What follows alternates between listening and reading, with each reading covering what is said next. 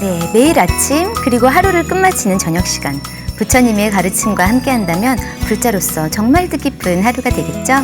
정말 쉬운 불교 백문백답 늘 여러분 곁에 있겠습니다. 안녕하세요, 김연입니다. 오늘도 부산 홍법사의 심산 스님 모셨습니다. 스님 안녕하세요. 네, 반갑습니다. 한국대학생불교연합회 김정현 학생 반갑습니다. 네, 안녕하세요. 지난 시간에 이어 이번 시간에도 불자라면 꼭 알아야 할 예불과 법회에 대해서 한번 알아보려고 하는데요. 스님, 지난 시간에 사시불공에 대해서 잘 알아보았는데요.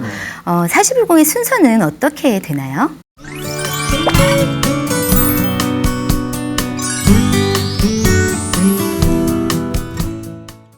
정말 쉬운 불교 백문백답이 아니고 네. 정말 어려운 일이에요. 사시불공의 순서가. 네, 왜냐하면 사시불공을 계속하는 스님들도 처음에 한 1년은 책을 보고 불공을 하잖아요. 네. 근데 처음 오는 불자가 어떻게 몇 마디 얘기를 듣고 네. 이해가 네. 될까요? 그래서 이제 크게 단락을 지으면 네. 네. 어느 불공을 하든지 간에 처음에는 보래진언이라고 하는 것을 합니다. 네. 보래진언은 널리 모든 불보살님께 절을 한다. 네. 네. 그리고 나서 천수경 독송을 하죠. 네. 지난 시간에 천수경은 우리의 모든 서원, 우리 발원, 또 관세음보살님의 덕성, 우리 신행의 기초를 다 담고 있다 했잖아요. 네. 천수경 독송하고, 네. 그리고는 이제 오늘 불공을 할 부처님이나 보살님을 청해 모시는 거예요. 네. 그걸 거불 이렇게 얘기를 합니다. 겁을. 네. 네. 그러고 나서 오늘 불공을 하려고 하면 무슨 이유가 있을 거 아니에요. 네. 그래서 청해 모신 불보살님의 덕성을 찬탄하는 연불을 하면서 동시에 오늘 우리가 무슨 내용으로 이 불공을 합니다 네. 하는 것을 얘기하는 것이 유치라고 하는 것이에요. 네. 유치라고 하는 것은 불공을 하는 그 부처님의 덕성과 또 우리 중생들의 발언을 같이 얘기하는 거죠. 네. 네. 그 다음에 청사. 이렇기 때문에 이와 같은 일이 잘 이루어질 수 있도록 해주십시오 하는 청사를 하고, 네. 네. 그러고 나서 부처님을 찬탄하는 노래를 하는데 그걸 이제 가영 이렇게 얘기를 하죠. 네. 그러고 나서 헌자진언을 하고, 불공에 가보면 종을 치는 때가 있어요. 네. 네. 네. 요까지 하고 나서 이제 종을 칩니다. 네. 종을 치고 나서 그 다음에는 부처님께 공양을 올리는 의식이 들어가는 거죠. 네. 그렇군요. 세상을 밝히는 정법계 진언 뭐 이렇게 시작을 해서 네. 네. 네. 불보살님의 어떤 그 덕화를 그리고 또 동시에 우리가 준비한 어떤 공양물을 네. 부처님이 직접 드시지 못하잖아요. 네. 네. 그러니까 진언을 통해서 부처님이 드실 수 있도록 변화시키는 진언이 있는데 네. 사다란이라고 해서 4개의 진언이 있습니다. 네. 요것은 부처님이나 보살님께 공양을 올릴 때에도 이 사다란이 진언을 하고, 네. 네. 우리가 제사를 지낼 때에도 네. 우리가 차려놓은 음식을 영가 돌아가신 분이 드실 수 없잖아요, 그대로는. 네. 네. 네. 그러니까 드실 수 있도록 변화하는 의미를 담고 있는 또 사다란이. 불공을 할 때도 사다란이, 제사를 지낼 때도 사다란이. 네. 네. 그러면 이제 사다란이를 통해서 부처님이 공양 받으실 수 있도록 준비가 됐죠. 네. 네. 그러고 나면 이제 칠정례를 또 올립니다. 부처님으로부터 시작을 해서 불보, 법보, 보살, 성문, 제자들, 그리고 오늘 이 순간의 모든 스님들까지 네. 그런 이제 칠정례를 올리면서 이 공양을 받으십시오 하는 절을 하는 것이죠. 네. 네. 네. 그러고 나서 뒷마무리는 보공양진언, 보회향진언. 그리고 그 뒤에는 혹시 우리가 이렇게 불공을 하는 가운데에서 혹시 부족한 점이 있다면 또 보완을 하라는 의미에서 뭐 보궐진언. 네. 이와 같은 것이 마치고 나서 이제 정근을 하는 거죠. 서가모니 불 정근이든 관세음보살 정근이든 뭐 지장보살 정근이든. 그러면 이제 정근을 하다가 시간이 맞춰지면 축원을 합니다. 축원은 이제 불보살님께 우리 중생 불자들의 염원을 이루게 해달라고 하는 네, 모든 네. 뜻을 모아서 축원을 하죠. 근데 주소도 부르고 이름도 부르고. 네. 네, 맞습니다. 그래서 축원을 마치고 나면 상단, 즉 불보살단이라고 하는 상단의 의식은 마치고 네. 그 다음에 이제 중단이라고 하는 것은 신중단이죠. 네. 신중을 향해서 반야신경을 독성하고 네. 네. 그리고 이제 하단, 하단은 영가단이라고 하는데 네. 그 영가단을 향해서 해탈주를 독성하면 네. 사시불공이 맞춰지는데 네. 지금 이렇게 간단하게 얘기했지만 이것을 다 해서 마치려면 얼마 걸리면 1시간이 걸리는 거예요. 정말 쉬운 불교가 아니라 조금 어려운 불교. 네. 네. 선생님, 제가 절에 가서 그렇게 사시불공이나 혹은 사시불공이 아니어도 참여를 하다 보면 그 관세음보살 예. 진원 혹은 그런 정근이라고 아까 말씀하셨는데 한 3번, 4번 혹은 10번 이렇게 말씀하시는 게 아니라 한 20분 이렇게 오래 하시잖아요. 네. 어린 마음에는 어릴 때 절에 갔다가 이게 대체 언제 끝날 것인가 왜 안 끝나는가 이런 마음도 있었는데 그렇죠. 네. 그거 잠시 여쭙고 싶어요. 왜 이렇게 그걸 오래 하느냐라는 생각도 했었거든요. 그렇게 오래 하는 이유가 있나요? 그것은 기도니까. 네네. 기도라고 하는 것은 마음을 한 군데로 모으고 네. 또 관세음보살님이면 관세음보살님의 과 내가 하나가 돼야 되잖아요. 네네. 그러다 보니까 뭐 몇 번 부르고 마는 것이 아니라 꾸준하게 뭐 10분, 20분이라도 부르면서 네, 그 관세음보살님과 내가 하나가 되는 그런 기도를 하는 것이죠. 네. 그러니까 어린 마음에는 지겨운 일이지만 네. 사실 간절한 마음으로 불공에 동참해서 기도하는 분들에게는 그 시간이 또 굉장히 몰입해 갈 수 있는 좋은 기도의 시간이죠. 네. 네. 간절한 시간이군요. 사실. 그렇죠. 네. 그렇군요. 네, 스님께 이렇게 사시불공의 순서에 대해서 들었는데요. 네. 전 듣고 있어도 잘 이해가 안 저도요. 되는 네, 용어들도 많고요. 네. 그거 다 되면 이제 흔히 하는 말로 하산해야 되는. 아, 예. 아니, 네. 정말 더 열심히 노력하고 공부해야겠다는 네, 생각을 저도요. 다시 한번 해봅니다. 초보 불자의 입장에서는요, 이렇게 스님 설명을 들어도 참 네. 어렵고 헷갈리고요. 맞아요. 그 불공하는 현장에 있어도 정말 뭘 어떻게 해야 될지 모를 정도로 많이 좀 어렵다고 느껴지는데요. 네, 맞습니다. 초보 불자들이 어떤 부분에 있어서 정말 어렵다는 말을 많이 하시나요? 그러니까 우리가 의식으로 보면 네. 힘들어요. 네. 그러면 네. 이제 우리가 한번 상식으로 생각을 해보세요. 네. 네. 네네. 오늘 불공을 한다. 네. 그러면은 먼저 불보살님이 계셔야 될 거 아니에요? 네, 네. 그렇죠. 불보살님을 청해 놓는 것을 거불이라고 했죠. 네. 네. 모셨으면 오늘 왜 우리가 모였는지를 설명해야 되잖아요. 네. 네. 이것이 유치. 네. 네. 그리고 한 번 더 간청하는 것을 청사.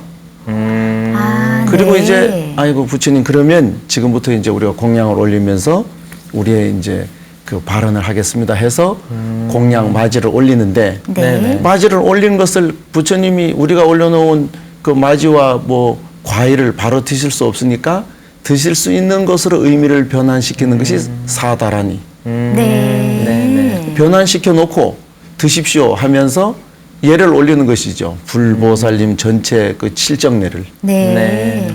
그러고 나서 이렇게 이제 공양도 올리고 절도 했으니까 네. 이제 우리의 소원도 좀 들어주십시오.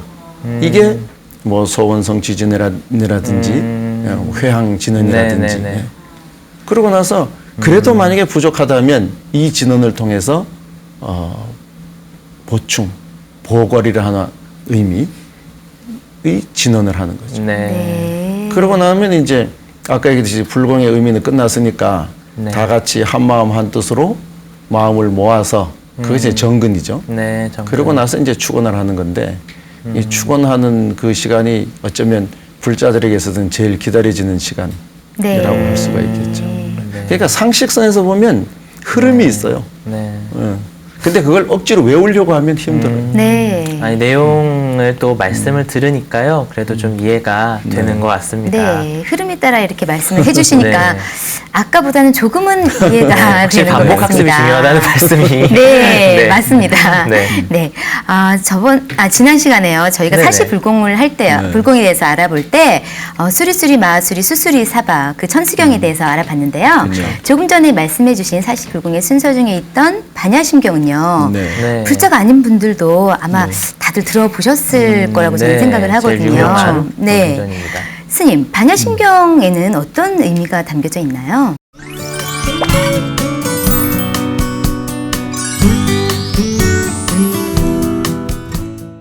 반야심경만 강의를 몇 시간 해야 됩니다.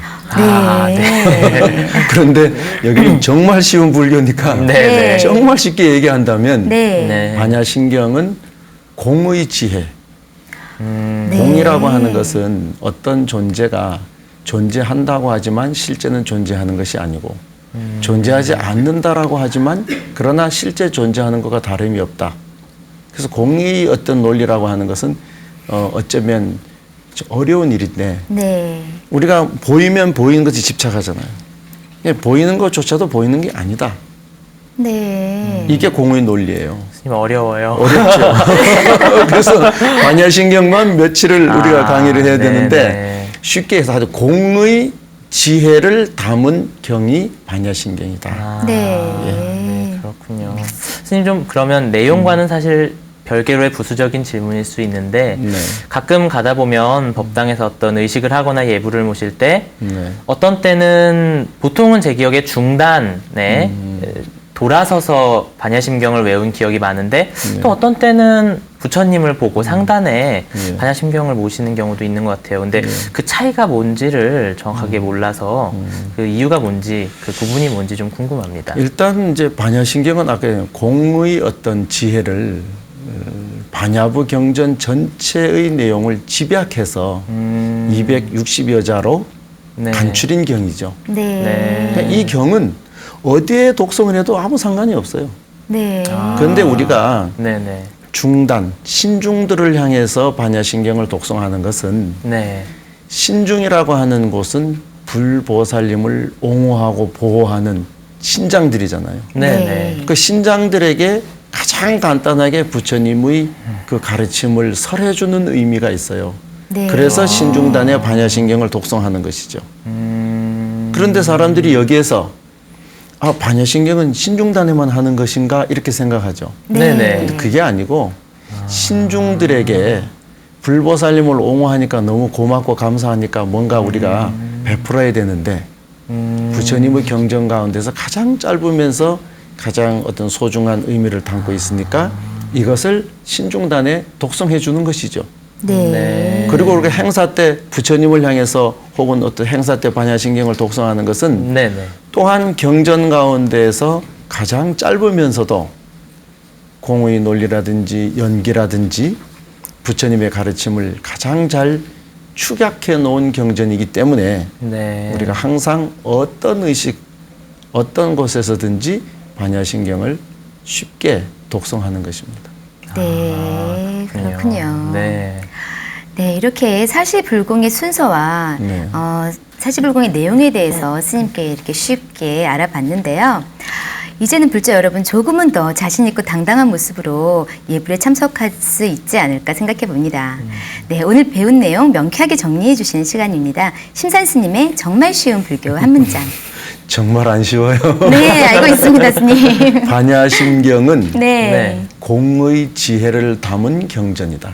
네. 아까도 얘기했지만 설명이 쉽지 않지만 네. 우리가 네. 자꾸 들어야 돼요. 네. 공이 뭔지. 그러니까 반야심경 안에 보면 색즉 시공, 네네. 공즉 시색 이런 말을 계속 네. 반복해서 네. 하죠. 그러니까 우리가 존재한다고 하는 것이나 없다고 하는 공이라고 하는 것이 다 둘이 아니라 하나라고 하는 그 지혜를 그 안에서 얻어야 되죠. 그러니까 반야심경은 공의 지혜를 담은 경전이다. 네, 잘 알겠습니다. 스님께서 이렇게 쉽게 말씀해 주시니까 불교 공부가 조금씩 더 재밌어지려고 합니다. 네. 불자 여러분, 궁금한 것이 있으면 언제라도 물어보세요. 우리 정연 학생이 준비해 주셨죠? 시청자 질문입니다. 네, 시청자 질문 시간입니다. 티벳에서 여행하고 온 선배에게 선물로 해탈주라는 염주를 받았는데요. 처음엔 해골 모양의 염주알을 보고 깜짝 놀랐는데 네. 이 해탈주에는 과연 어떤 의미가 있나요? 라고 질문을 하셨어요.